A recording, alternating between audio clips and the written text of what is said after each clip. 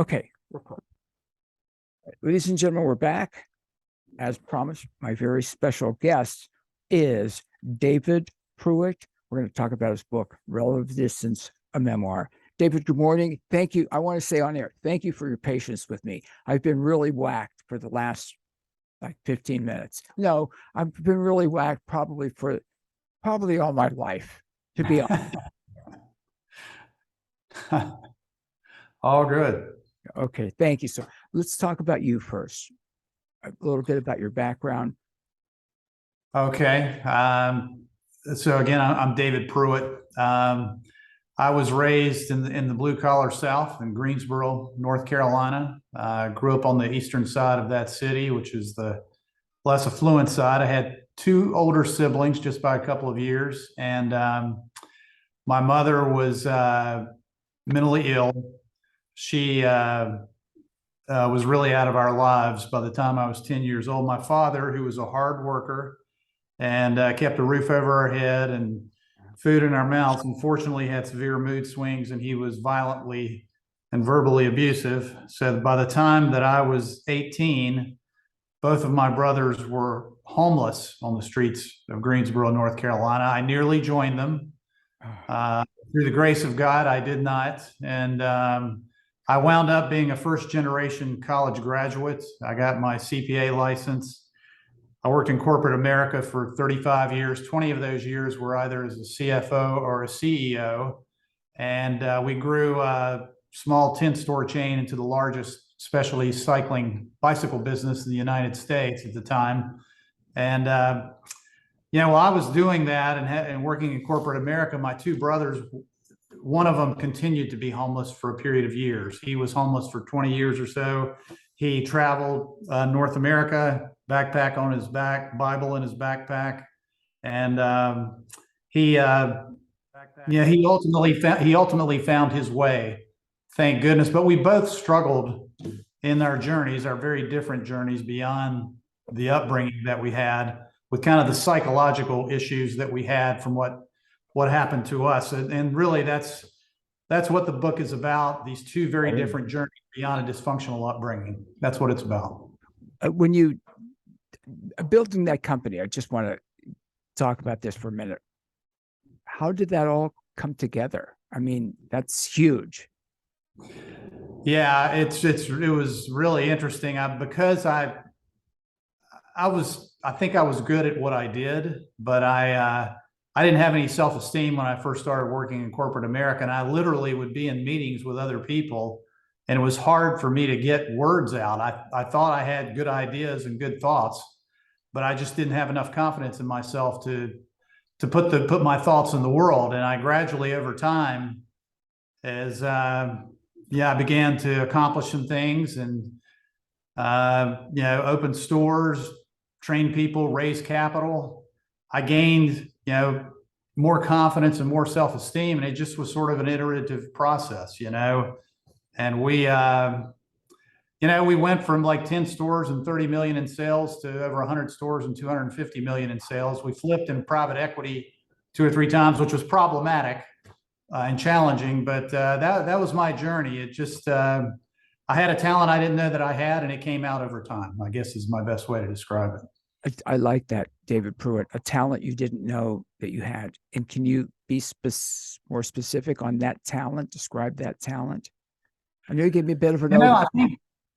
I think I can do that. And don't be modest. Excuse me. And don't be modest.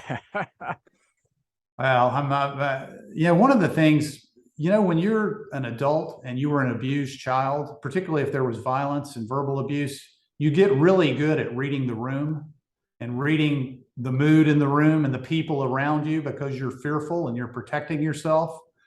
And so I think when I got in the working world, I seemed to have a knack, and I was blessed to have talented people around me and be able to find those talented people, and they would stick with me. So that was one of the things that I had sort of a gift for, seeing credible people who could do good work.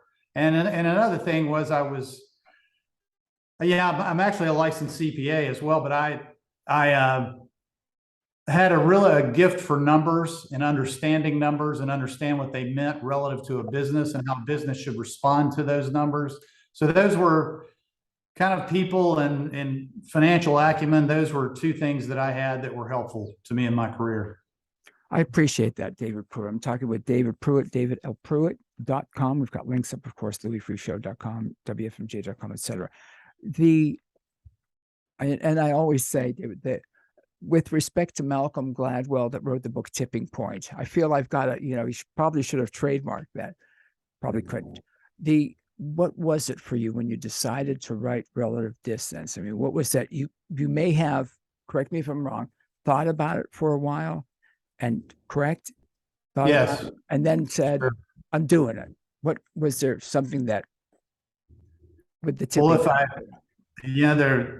so I had, after 35 years in corporate America, and I retired, and I think all of us, when there's a time of dramatic change in our lives, we reflect, maybe on the journey. And then I think we're all probably a little amazed at the journey from how we started in life to where we are in some ways. And, I think I was, but even as I was rising in my career, I struggled mentally with some of the things that happened to us when we were young. And I began to write a little bit about those things. At the same time, my brother, who had traveled America as a homeless person, and I capture that in our book, his story, I found him after 27 years. He was gone out of my life. He'd vanished. And I found him, and I went out to see him, and we had an emotional reunion, and we began talking, obviously. And then he began telling me about how his life was impacted by what happened to us when we were young.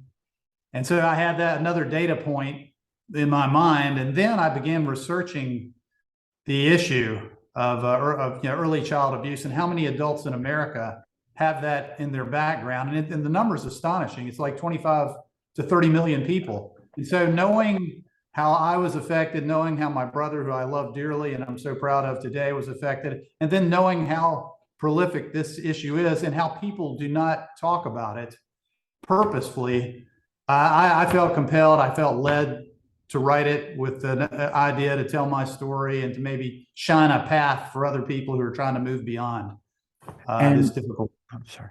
Go ahead. No, go ahead. People are trying to move on. And I love that about the openness in the book, Relative Distance. So I was abused as a child also. Wow. So obviously I could relate, and people just didn't talk about it. I mean, I kind of know, I do know about when the tipping point was for me, when I started to really understand and remember. It's one of those things for me. It was when I started to remember things really clearly, I realized that I never forgot them. I just had them pushed up in the attic in the back. So it's for all of us, for others certainly, but for all of us, it's a wonderful gift because so many people will say, me too, and understand from the passion and the heart that you wrote Relative Distance about. Finding your brother, what was that like after all of 27 years?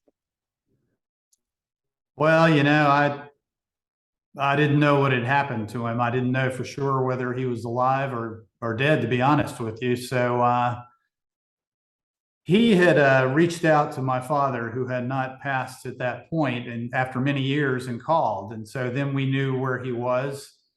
And I was immediately planning to go out and find him. And when I saw him, he was probably the family member that I was closest to. I mean, we both enjoyed sports, and it's really strange. I don't know if this makes sense to your listeners, but it's not like war, right? When you're growing up and when there's violence and abuse in your house, it's not that. But you do feel like you're a survivor. And when you went through with your siblings, went through that experience, you feel really close to them because you have that common experience that you were able to move beyond. And so it was very emotional finding him.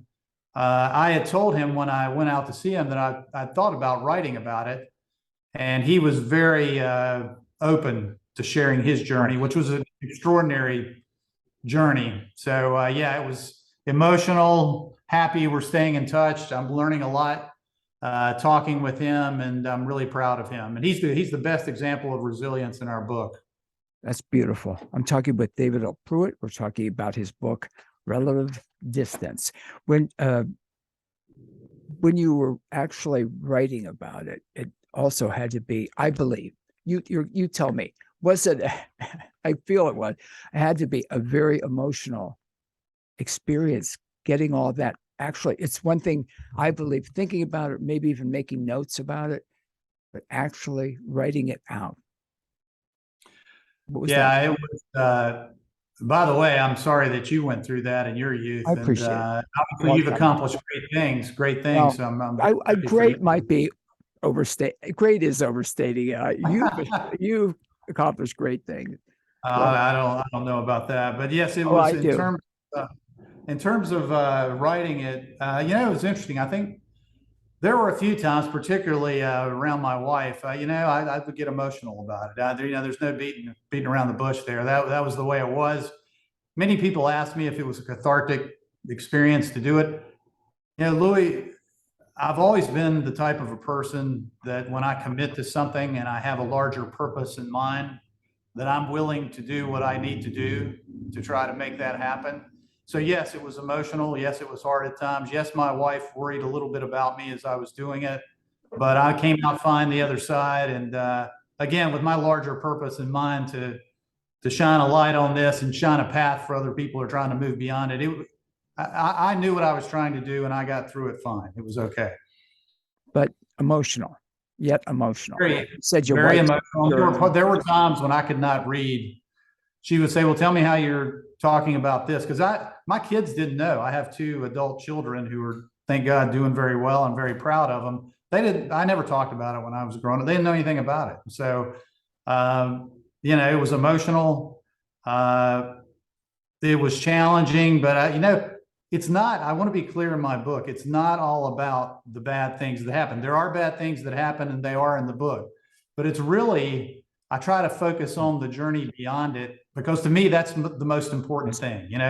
You've got to go on with your life. You've got to try to reach your full potential. And really, one thing that drove me to write this book is I have seen what it looks like for a child's potential to be stolen from them based on the way they were raised. And that's just intolerable to me with an innocent child, that's going to happen. But I'm sure you've heard of Louis. You've heard of adverse childhood experiences. Are you familiar with that term? Yes, I am. Yeah. So if it's okay, real quickly, Please take your time. What I have learned is there's a name for what happened maybe to you and what happened to me as a child, and it's called adverse childhood experiences. And the CDC, which we all became much more familiar with during COVID, obviously, they're very visible. They put out a questionnaire some years ago that identified these 10 potentially traumatic events that happens to someone before the age of 17, that if enough of those events happen, the entire trajectory of their life can be changed.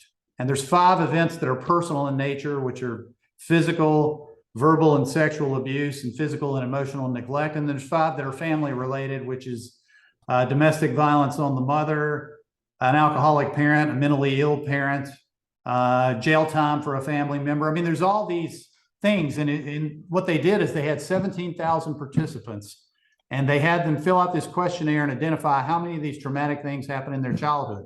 They tracked them for the rest of their lives. And what they found is that if an individual had at least 4 of these things happen to them when they were young, that they had a 400% greater chance of depression, a 1,200% greater chance of suicide, a 300% greater chance of contracting hepatitis, and a 500% greater chance of COPD. And Louis, if they had 6 of these 10 things happen, on average, their lifespan was 20 years less than their peer group for their ethnicity, gender, etc. So it's not just a short term, here's what happened to me. Okay, well, let's get over it. And yes, we do have to move beyond it, but just the cost to society, the cost and lost potential, and it's kind of scientifically proven. So, knowing that and knowing how many people are impacted, I think telling your story, which sometimes can be hard, it's worth it to me. So it's important. But again, to put it out there, turning the manuscript to be published, when it left your control, your hands, David, when it's like, okay, here it is, print, or how, I don't know the process. I believe that had to be I mean, whatever someone's writing about, you write something and then you get it published and it's out in the world, and you can't pull it back and say, wait a minute, I wanted to change this, or I don't think I want it published. What was that like, David? Well, that's a great question, because as challenging it was to write it, and again, I wanted to write it well, because being a CEO of a company, I know the importance of a good product. But I will say that one of the hardest things about this journey was the day that I had to, I've got to support it. I've got to try to get my message out. So I had to post it on Facebook to all the people that I know in the world, that I've written this book, and here it is. Here's what it's about. Here's what I'm doing with it. And by the way, all the proceeds from this book are going to go to organizations like Prevent Child Abuse America. I'm not keeping any money. I'm not interested in that. But anyway, it was very hard to put it out in the world. I trust that the people who know me understand what I'm trying to do and won't think any less of me because of the story that I have to tell. And those that don't know me, I just hope everyone reads a book. They don't read the book to get your story. They read the book to learn something about themselves. And so I believe the way the book is written and some of the lessons and ideas that I have beyond the challenging stuff that happened will give people where they actually get something for themselves from reading the book. But it was very hard to let it go in the world, to answer your question. That was probably maybe the hardest part of it all. I was going to say, David, again, no filter between my brain and my mouth, that that must be, or I can't imagine. I was going to say, I can imagine what that must have felt like. I can't imagine having not written a book and turned it over, and especially a memoir, especially something that's so personal. I suppose if I wrote a book on, I don't know, stevia and how you can sweeten things with stevia, it's different. It's not about me. It may be a little bit about how I taste things. It's a bizarre example. I'm the king of the bad analogy in my family. But this is something that is this is about you really exposing things to the world. So we're glad you did it. Well, thanks. Again, I've always kind of, the work that I do, whatever it is, whether it was corporate America or trying to raise my children or writing this book, I always try to keep the larger goal in mind. And this is very personal, and it was very hard to put it out in the world. But when I look at how people don't talk about it, and they never talk about it because they're embarrassed about it, and I look and I see that it's not getting better. And 30% of 30% of adults who are abused as children abuse their children. So it's really a terrible thing. Yeah, it's just crazy. So to me, it's worth it to put it out there. I'm sorry. To me, that's awful. 30%.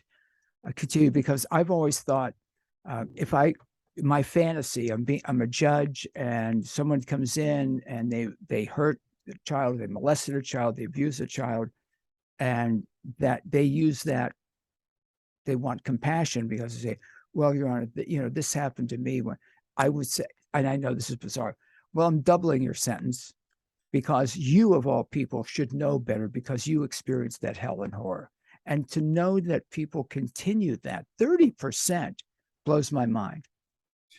Yeah, so I had an interesting discussion with one of my siblings, which I had used the same logic for many, many years, which was my father had it done to him, right? My grandfather did it to him. So he in carrying forward that legacy, what happened to him is what he did to us. And so my siblings and I, in many respects, we sort of excused it because of that. But I was talking with one of my brothers one day, and I said, well, if that's acceptable, if that's the right answer to it's okay because it happened to him, then would it have been fine if I had my two sons and I treated them that same way? Would that have been okay?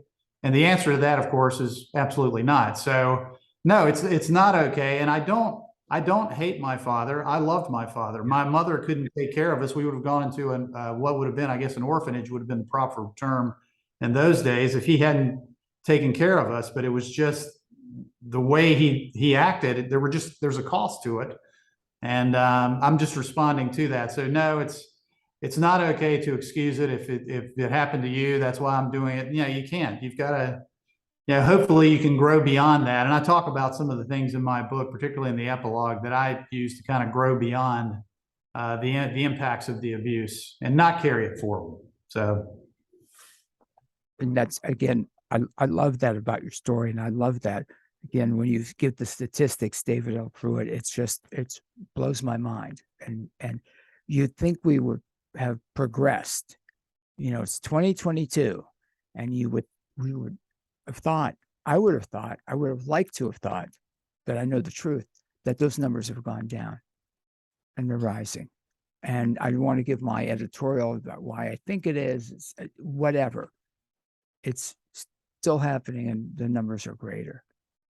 It's definitely still happening. It's the methods of discipline. I think we can all be fair to say that they are probably a little bit different than back in maybe my day and your day, but it still doesn't change that these things are happening, and there's real implications in it happening. And the other issue that I explore in my book, because I got so interested in my brother, and I'm so proud of him for how he's gotten his life together, is the homelessness issue, which beyond abuse, homelessness it is really growing in America today. There's like 600,000 homeless people. A quarter of them are related, they have some form of mental illness. There's a subset of homeless people that came from dysfunctional upbringings like ours, that were too young to leave the home, but they wanted to leave the home, but they weren't ready to be independent and take care of themselves. And then there's a really big issue in homelessness, which is the lack of available and affordable housing. So I really explored the issues of abuse. I explored the issues of homelessness because those roots are in my family. And I tried to kind of communicate some of those things that I learned, particularly in the epilogue. And I had things about homelessness when I told my brother's story as I wrote the book. But that's another big challenge for our country as well. David, when you, again, bringing it forward and people understanding and giving them greater awareness, for those that could say me too, but others that will say, I couldn't imagine. And how could it be that you went on same experiences, totally different paths? And you write about it's the nature versus nurture. It's that question. And I that was in my mind a lot when I was writing the book. And I'll give you some of the things that came to me as part of that. First of all, we're all a product of two parents, and we get a mix of their attributes and genes, et cetera, that shape who we are, that partially shape who we are. So we have two parents, we're different children, and we get a mix. So there's something there. I think individual wants and desires. I think, who do you hang? We're in the same home environment, but when you're outside the home environment, who are you with? What are they doing? How's your time being spent? But I tell you, in my individual circumstance, one of the greatest things that benefited me, that I was blessed with, is that I was the youngest child. So I think there's a birth order implications that can work either way. For me, being the youngest child, as I mentioned, and I capture in the book, that moment when I was 18, both of my brothers were homeless in Greensboro. So I saw what was happening. I saw the implications of what had happened to us in our home. I saw how they reacted to it. I saw how their options became limited, and they were scared and fearful and frightening. And seeing that kind of jolted me at the right time in my life, because I was going nowhere either. I barely finished high school. I was going to go down a bad path. There was no question about it. But seeing what happened to them gave me some sort of epiphany. I don't know if that's the right word, at the right age, where I said, okay, I'm going to actually open this book and I'm going to try to learn something. And I found out that I was capable of doing that, which is what really kind of sort of changed my life and set me on a different path. But birth order, in terms of different outcomes for different siblings, I think depending on the environment, that can also have an impact on the trajectory of individual lives. But I'll say this for myself and my brother, who was homeless all those years. And he's, by the way, he's very compassionate where he's at now and active in how he supports the homeless community. That's wonderful. But the individual, there was this really thin line that separated the trajectory of our lives. It could have very easily gone the other way for me or for him. It's kind of these decisions you make at critical moments. Sometimes, the loss of a job at a critical time, it's just, the line is so thin in these outcomes. But for me, a big advantage was being the youngest, and seeing the problems and the challenges my brothers were dealing with. I still think it's extraordinary that you were able to do that at such a young age. Well, I find it extraordinary. I can tell you, you may have had a moment in your life when your life went on the path in terms of media and broadcasting and things. But I can remember the moment, and I capture it in the book. I was first semester of college. I was paying my way through college, and I was doing terrible. I had C's, D's, and F's, and it looked like I was going to go down, and be done in the first semester before I ever got off the ground. But something happened one day. I went and got a advanced algebra, calculus, whatever. I got a score and I flunked it, and it just, I was 2 weeks away from the semester being over, and I knew I was going to flunk out. And what I did is I went back and I studied day and night for like 3 weeks, and I aced every exam. And all of a sudden I figured out, oh my God, I can actually do this if I work at it. But I was scared. I had the voice of my father ringing in my head that said I couldn't do it. I had the outcomes of my siblings that were not good in my head, and I knew that was in front of me. And, something just clicked, and I tried, which is when you're an abused person, and you've been told that you can't achieve something and that you're not good enough and that you're really worthless, having the courage to try because you think you're going to fail. I mean, having that is the pivotal moment, and you have to summon that courage, and you have to try. And if you can do that, I think that you can very much surprise yourself in what you're capable of, because what people say that you're capable of isn't necessarily what you're truly capable of. And you have to be willing to risk it, to fail. And in my epilogue of my book, I gave the 5 things the 5 things that I found in life that took my life in a different direction. And because that was the key thing. I wanted to put that out in the world, and having that courage at the right time was critical. And there's some other things that I can touch on briefly if you're interested. But please, I'm interested. I'm fascinated. Okay, so there were 5 things that I found in life that allowed me to take my life to a place that I never thought it could go. It's not a perfect life, and I'm not a perfect person. I fail every day. But one of them was, when you're a child and adolescent growing up in an abusive home, you're not going to find your role model.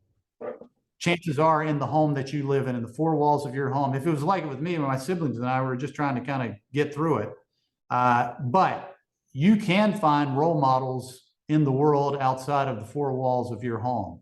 If you'll simply open your eyes and look around you, there are people that whose intellect you might admire, whose character and integrity you might respect, whose good heart you might witness and see that, a good heart, right?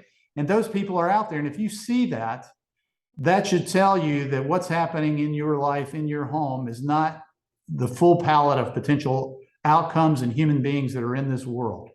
And if you see those role models, you get a chance to maybe try to emulate something and reach for something that you don't think that you are. But finding role models in your life outside of your abusive environment is critical. Now, I will say, and I don't, there's an aspect of faith in my journey that is, my father, for all of his challenges, he raised us reading us the Bible on Saturday nights. I capture that in the book.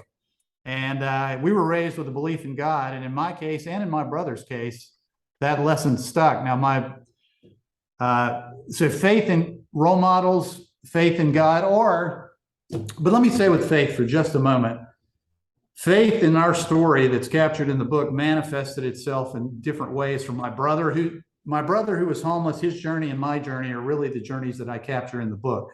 Faith manifested itself for him in the form of a Bible in his backpack that he carried on his back. And when I met him, find him after 27 years, he can quote chapter and verse in a way that I can't even approach. Faith manifested itself for me in the form of prayer. When I had a difficult day, when something bad happened at home, when I didn't think that I could go further, the act of praying sustained me and comforted me and gave me a sense of hope, when I didn't have hope. So that was another ingredient in my journey. I understand that we're all different. I would say to someone, particularly a young person trying to come up out of an abusive situation, if you can't find God, which God was so and is so incredible and a part of my life, I pray every night to get better because I need to get better. But that was such a big part for me. But I would say, don't not talk about it. If you have some good friends that you can at least share a little bit with, if you have some counselor at school, I'm just saying, if I hadn't had that outlet for me was prayer. Outlet, there needs to be someone that you can talk to. That's not an easy thing. I'm not suggesting it is an easy, because again, we hide it. It's our dirty little secret. But that was, to me, that's an important thing. So role model outside of the home, faith. And I will say one other thing that I learned, beyond role models in the world, there are things in the world, you need to find your place in the world, your talent, your ability that you may have that so look in the world, books, see people, it's not about wealth. It's about expanding your mind and understanding the talents that you have, and then trusting those talents and getting your courage and your determination feet up underneath you and going forward. It might be creative, it might be artistic, it might be musical, it might be, in my case, an analytical mind. But whatever that talent and capability is, find that for yourself and then try to maximize that. So anyway, and then beyond that, I mentioned courage and determination part of it. So it's indispensable. It's wonderful. And I appreciate you sharing that. Of course, in the epilogue of the book, Relative Distance, a Memoir. You can have it ordered into your local Barnes & Noble, IndieBound, Amazon, of course, etc. And for listeners, David just held up the book. It's a great, important book. A couple of questions. And by the way, the chapter "Meet the Family," I keep thinking about what it must have been like to write that in the chapter "Dad," and just, again, we're not doing the book chapter to chapter. David, did you have people who, after the book was published, of course, that were upset with you for exposing that or talking about people that they knew? No, in some cases I changed names, but to me, the most important people were my two siblings. Yeah. And I drafted a manuscript. I gave them the manuscript. I told them what I was going to do. And, they supported that. That being said, when you put it out in the world, it's still a challenging emotional thing. But, I talked to my brothers about it. I mean, they gave me their stories. I knew most of their stories anyway, but they gave me their stories and they supported it. So no, and as far as working world and business people, in many cases, I changed names, and I didn't, there was nothing bad about the business side of it. We grew the business. We had our challenges just like all companies do, but no, so I really didn't have that. I have a real protective gene in me about my siblings. I want to protect them. I am so proud of both of them. And, but they were the ones that I was most concerned about, and they saw my manuscript early on and knew what I was going to do. But no one, once it was out, said you should have. No, I've had a lot of people. I'm sure you saw one of my favorite movies. This will be a generational thing, but Jimmy Stewart's "It's a Wonderful Life." I've had a few "It's a Wonderful Life" moments where people have told me, yeah, how much the book meant to them, and said nice things about me, which I wasn't expecting. But that has been a pleasant and appreciated byproduct of the book. Again, my mission is larger, but no, I've not. Yeah, I've not had anything negative happen relative to that. I'm glad. I feel self-conscious at times, knowing that people know, to your point, some of the things that happened. But again, I just keep my eyes looking forward on what I want to do here, and I think the good intent behind all I'm trying to do. So it's all good, no problem. I'm glad to hear that. The book Relative Distance, a Memoir. I'm talking with the author, David Pruitt, davidlpruitt.com. I love the dedication to your wife, Paula, makes you a better man. And we talked about your kids, 2 good sons of a wayward son. Yeah. So I'm thinking, look, here's the most important job that I don't care about. My career was fine and I was blessed with that. But my most important job, other than being a good husband to my wife, was to raise my sons the best way I knew how. And so I'm proud to say, one of my sons is soon to be a cardiologist. He's doing wonderful. That's his accomplishment. I'm proud of him. And my other son graduated from the business school at UNC Chapel Hill. He's working in artificial intelligence software. Oh, wow. He's doing great. So that's one of the things that I've thought about in the trajectory of my life, and maybe some parents think about too. You think about where you started and then maybe where your kids are at, and you get this. I've always had this idea in my mind about generational lift, about I want them to take it farther and to do more and to do better and to be, most of all, be good human beings. Yeah. Good humans. Yeah, I'm very, very proud of them. And they're not perfect. I'm not perfect, but they're on a good path, and that's a good thing. That's wonderful. And good humans, raising good humans in our world. Your son that does the AI, tell him please to shut down the AI robocalls. I'm sorry. I know that's not there. And you'll see this in maybe 3 years, where you will start getting all the robocalls about Medicare supplement, and many of them will ask for you by name. And I know it's robocall. Sometimes I hope you don't mind, a little fun with it. And I shouldn't. People tell you shouldn't, because once you do that, you get on another list of somebody that answers the phone, interacts. I get all that. Sometimes it's entertainment for me. The one I've been getting recently, they'll say, "Hi, how are you today?" And my response will be, "Oh, I just got out of the hospital. I've got these issues." "Oh, good. Well, let me ask you about," it's like, "Oh, good," or they just go past it because they're not programmed to take most people say, "I'm fine, thank you. How are you?" or whatever. Or you say, "How are you?" and they don't say anything. I'm sorry, going on and on. You will be besieged. Again, I am way past. I'm 5 years past that, and I'm still getting them. And well, I do get the car warranty ones now, so I know. Not me, and I don't get those anymore. Probably think, "Oh, this old guy's probably got a car with 200-some thousand miles on it and drives poorly because he's old, can't see over the steering wheel," or whatever. It's just it is fascinating, AI, and it's going to be wonderful for you that he's involved in that. There's certainly, I don't want to discount the value of AI. Of course, it's incredibly important in our world today, for a number of reasons that your son knows a lot more than I.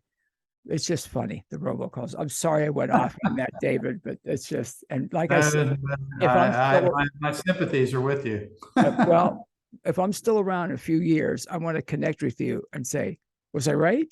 Who knows what they'll be doing in a few years? So I don't want to say. I look forward to that if that happens. So that'd be great. Yeah, I hope we can connect. Bringing this out again, the importance of it in Relative Distance, your memoir, for others. Again, I was talking earlier, David Pruitt, about the Me Too effect. that you'll never know all the people that, or someone has talked about it, or say, remember when you told me that? You ought to read this book. And again, I kind of cringe from the saying it gives them permission to speak up, but can relate, because a lot of us, when I was very young, didn't think it was happening elsewhere and kept that the family secret. Yeah. Just didn't, Yeah. and you get older and it's like, wow, yeah, really? And that's what one of the gifts of writing and publishing, Relative Distance, I feel, is for the world. A lot of people will say, or they'll say, I didn't really think of it that way, which is bizarre to me. Well, I was like you. I thought that I was this incredible exception to the rule. Yeah. And it wasn't happening on any kind of pervasive basis or manner. And what I learned, and again, once I put a name to what happened, the adverse childhood experiences, which I spoke about, and then learning how pervasive it was, it reassured me in a way that, what I was doing was purposeful and worthwhile and meaningful, I hope, to people who need it. And again, I do want to say, although there are challenging things in the book, and there's no denying that, because if I'm going to show and tell the story of moving beyond something bad, I have to explain what bad was. So we did that early in the book. And it's my job to put the reader there, but I also put them there at the moments where we were moving beyond it and positive things were happening and we were moving forward with our lives, both my brother and myself. And I've gotten some positive reviews. I've had some uplifting memoir comments, and really, that's what I would say to a potential reader. You're going to be challenged by my book, but you're going to get something from it that I think you can take away, and it'll be a positive thing at the end of the day. But yeah, there's by my calculations, based on the statistics I've read, there's 25 to 30 million adults in this country that have some element of this in their lives, and they do not talk about it. And really, I can understand that, because I was heads down working in corporate America for 35 years, raising 2 children, and just being a husband. And I thought about it in silence, and I slept with it on my own.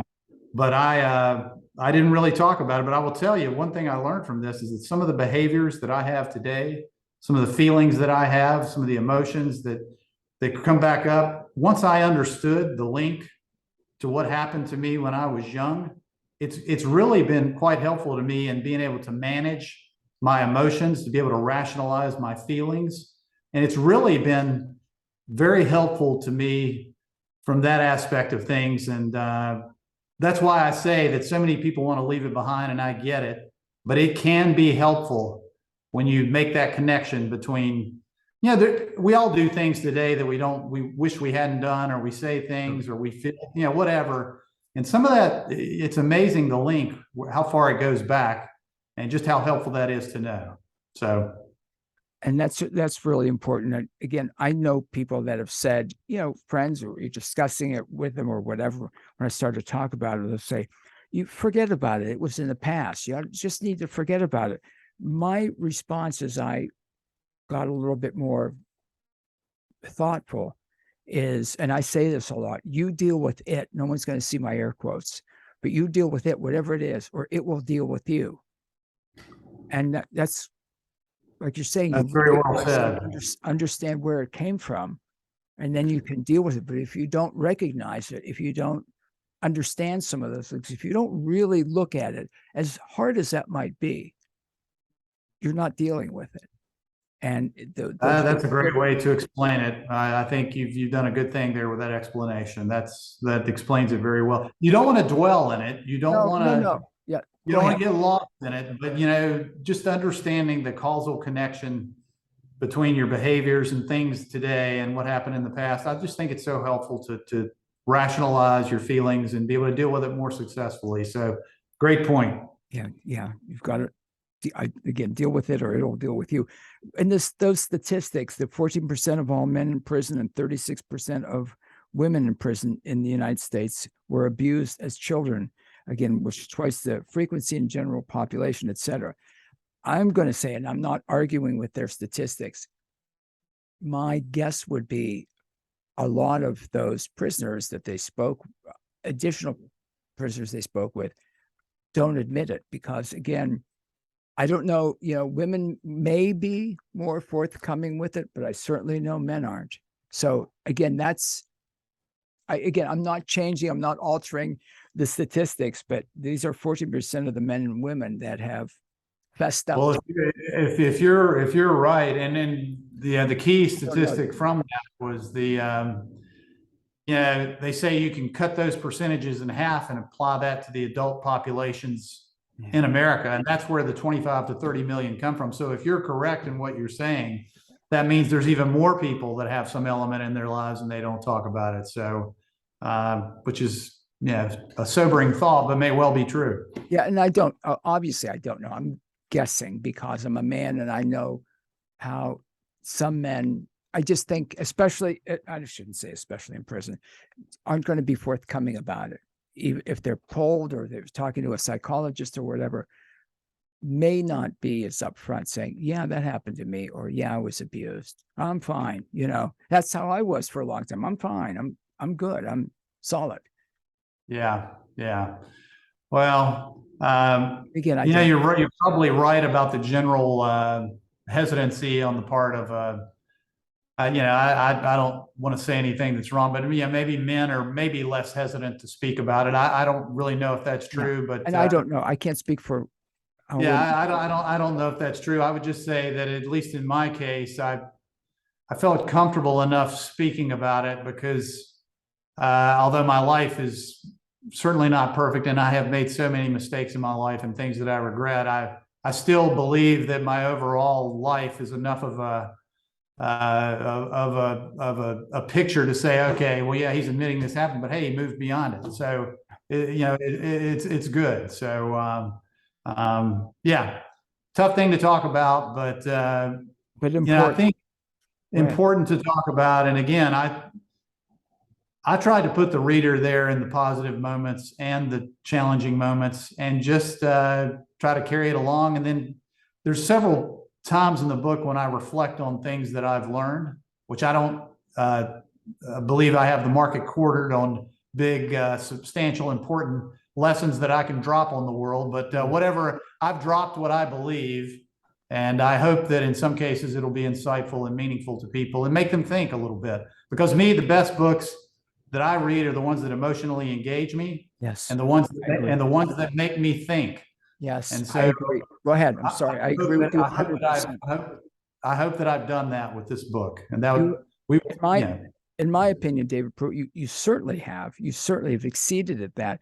Again, I will read other books to learn, nonfiction. Well, again, this is nonfiction, but I'll read if it's something on, whatever, food chemicals, some science book or whatever that I have to look up a lot of words for.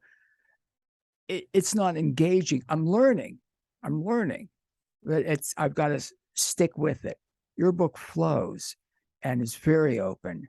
And I know, of course, I don't know the numbers, but will impact a lot of people you'll hear from and people you'll never hear from. Most people that like or love a book or are personally impacted by it certainly are not going to reach out. They're going to feel it, but they're not going to reach out. The book has only been out for a few weeks now, since early in the month. And correct. You are already getting positive reaction, as you were saying earlier. I am, and I'm pleased. Publishers Weekly reviewed it, gave me a favorable review, which I don't know. Yeah, I love numbers. I find these things interesting. There's apparently 1 million books that Publishers Weekly they come out in a year and that they may review, and they review like 9,000 books a year. So I was pleased that I somehow made that list. I'm not sure how I did, but I'm thankful for it. But I've got some reviews in other places, and more importantly, the people that have responded seem to be getting something from it. And that's great. That's great. Not everyone will be impacted in the way that I want them to, but I hope that many will, and that'll be great. Well, it certainly impacted me, just the passion and the openness that you write with. and the flow, again, the flow, engaging and the flow. And you really, unless you have to, won't put it down, because I always think, okay, one more chapter tonight. One more, another one. What time is it? What time do I have to get up? In 2 hours or whatever. But I love that Publishers Weekly, uplifting. One of the things that I had to do when I was in corporate America is that you need to tell a good story, because you need to engage people, and you need to carry them along with you. So I tried to flow it and to tell a story that would keep people riding along with it, and carry them through. And hopefully I've done that. I think it flows well. But hey, I'm certainly not independent in my assessment. So I am in mine, and that's for me. Others may feel whatever, but I like that Publishers Weekly. I've got the quote: "Uplifting memoir. Pruitt's bootstrapping mentally should appeal to fellow boomers, particularly those of faith." To all boomers, but I love the faith aspect of it, and I love how the fact that your dad read the Bible and you stayed faithful. I could certainly understand if somebody was abused by someone that was reading the Bible, and that would just be so counterintuitive. I mean, that would just really could, if you let it, mess up your mind. Understandably, right? Yes, well, it could. I think what you have to guard against, and I don't know that this thought was in my head in the time when I was a young man dealing with these things, but you can't look at people, humans, in terms of reinforcement of your faith. You've got to look to God, because we are all fallible. We are all going to make mistakes, and we're going to let each other down, and we're going to do some great things too. I mean, but we're human, and we have our frailties, we have our failings. You can't look at that for your guiding light. You need to look to the Bible. You need to look to Christ, and to me, I've been able to keep my eye on that, and I've made terrible mistakes, and will make some more. But I've never wavered in that. And again, prayer for me is just so profound and so helpful. So yeah, you can't get caught up in people. We all make mistakes, and that's not the place you need to be looking.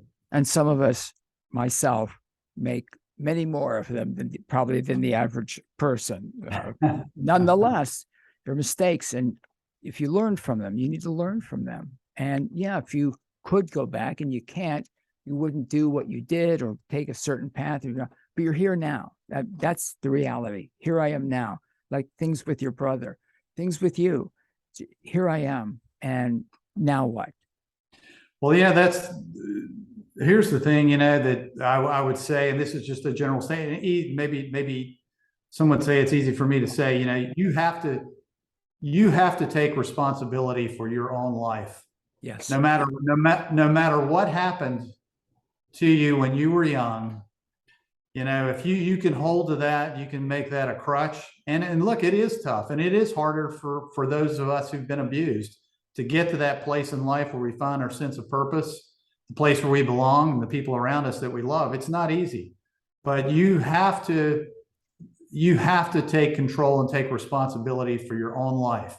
And because you can dwell in that past and blame everything on that, and you're not going to get to where you could be, that place where you can excel, the place where you can be happy and as fulfilled as we can be in this life. So take responsibility. I have one line in my book that I have, I think towards the very end in the epilogue. It's very simplistic, but I guess I carried it with me a lot of years. And that is, let no one but you, and if you believe as I do, God, define the outcome of your life. No one. Take responsibility for yourself. I know these are old-fashioned words, and maybe that don't fit today, but you don't let someone tell you what you can or can't do. Don't do that. You challenge yourself and push yourself, and you will fail. But boy, I tell you, when those times when you succeed, they are going to be so meaningful to your life, and they're going to carry you forward. So you've got to take responsibility. And David, I feel that those words are relevant today. I know you say old words, but because they're old words or old statements, doesn't mean they don't apply today. Their Well, wisdom, I hope so. I hope so. And I don't want to be generational and assume that they don't. But yeah, I understand our what you mean. societies, our society is very different, and we all have our perspectives. But for me, if I had let the words that were spoken to me dictate the direction of my life, I would be in a very bad place right now. And so you can't. You can do it. You take responsibility for it and push yourself forward. And I just think not everything goes the way we want it in life, but so many things will be so much better if you are responsible and go for it and try to do what you think that you're capable of. So, and it's such a beautiful message that you do, and I really appreciate, with all your successes, your humility about seriously. Your humility with all the successes that you've had, all the things you've been through is I consider myself to be very fortunate. I am grateful for my life, and I just believe that I just believe in the power of the human spirit, and then the power of perseverance. I just believe in those things, and I believe those values and that those aspirations, you can live them out. You've just got to go for it. Yeah. Well, again, I understand what you're saying. I'm not being argumentative, David Pruitt. You say fortunate. Like you just said earlier, you've got to take control of your life, and you've got to, and as you did. And I'm sure there was some fortune, some luck. I'm not even sure what that word means anymore, but there's some opportunities that presented themselves. But it was your work and perseverance and your desire of taking hold of those opportunities. And again, your persistence, I don't know, for anyone, especially someone with your background. Well, that's it. The title of my book, Relative Distance, what I'm really talking about there, and it's just something in my head, and who knows if it makes sense, but the thought in my head is this, that life is a journey, and we are all traveling towards the place where we find our sense of purpose, the place where we belong, the place where we can be reasonably fulfilled. We'll be chasing that all of our lives. And so we're all on this journey. We're all traveling towards this maybe elusive, but hopefully not too elusive destination of purpose and fulfillment. And what I'm saying is that when you're a child and you're abused, that distance, the difficulty of that journey is magnified. But you can still get there. You can still do it. And that's really my message. And so that distance that you travel in life to get to that place. When you're an abused child, you're starting, the odds are against you. I mean, let's be honest. The odds are against you, but it doesn't mean that it can't be done. So, and I like what you said, David, how you said that, that you can still do it, says David Pruitt. Because it rhymes. I thought that was, you can still do it. David L. Pruitt. DavidLPruitt.com is the website. I'm going to talk more about the availability of the book. And I want to, again, publicly say, it said a lot about you when I was like freaking out before we went on and was all discombobulated as usual, more so than usual. You were very patient and understanding. And I personally am very grateful for that. I don't believe it speaks a lot about the person you are. And I'm grateful for that. You got to read the book, folks, and talk about it with friends and encourage them to read it also. You will learn from Relative Distance, David O. Pruitt's memoir. For listeners, David's holding up. And by the way, post-show, I can't give you exact time, within an hour after we close, there'll be a YouTube video up and audio, obviously the YouTube video and audio, but the audio separate will be up. What do you kids call it? A podcast or whatever? I don't know these days. I don't know. I'm an old guy. So I appreciate that. And again, your openness, everything. And I've really enjoyed our conversation and appreciate you in our world, David.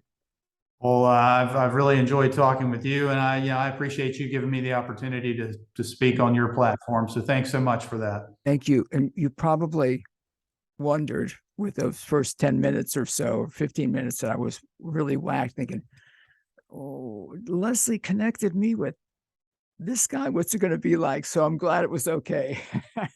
It was great. Thank Thank you so much for having me. I appreciate it. And the website, take a minute and talk about your website, David L. Pruitt. Yeah, so my website, thank you for that. My website is davidlpruitt.com. On that website, you can learn a little bit more about the book itself, some of the comments that have been made by organizations and CEOs and other people about my book. You can learn about some of the statistics that I've been talking about and the prevalence of abuse and homelessness. And there's a direct link over to Amazon or Barnes and Noble, wherever. Yeah. You can go right over and buy the book, and do keep this in mind, and this is not a holier than thou type of thing. I'm just saying that, first of all, I think my book is good. Secondly, I am not doing this to make money for myself. I'm doing this because I want to raise awareness and I want to raise money for the issue of protecting our children. So that's my purpose. And on my website, you can get a lot more information about it. I intend to, once I kind of get past the publicity phase of this book, to do some sort of a monthly newsletter with my thoughts. And so if you go to my website, you can learn more, and I'd just be so appreciative if you'd consider that. So thank you for the opportunity. Thank you, davidlpruitt.com. You think the book's good. I know the book is good. I appreciate your humility, David. Thank you so much. I've really enjoyed this. Folks, the availability of the book, I want to talk a little bit. How wonderful is he, right? I mean, again, the